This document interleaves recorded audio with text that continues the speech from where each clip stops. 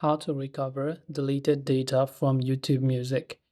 If you want to recover deleted data from YouTube Music, first of all, open up your browser and just go to takeout.google.com.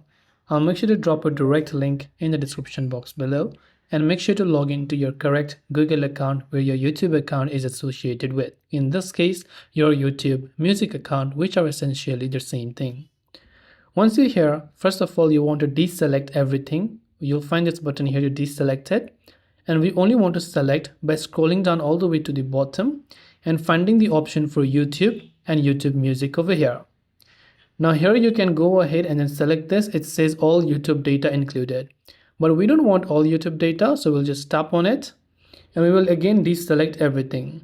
So find what is it that you want to restore on your YouTube Music, whether it is a music or library and uploads that you deleted, or some kind of playlist, then select playlist or subscriptions. Whatever kind of data it is, make sure to select that and tap the next step. And you have requested Google to download your data, after which Google will send you the download link for your data. This way you can recover deleted data from YouTube Music. Hope this video helped you. Thanks for watching and see you in the next video.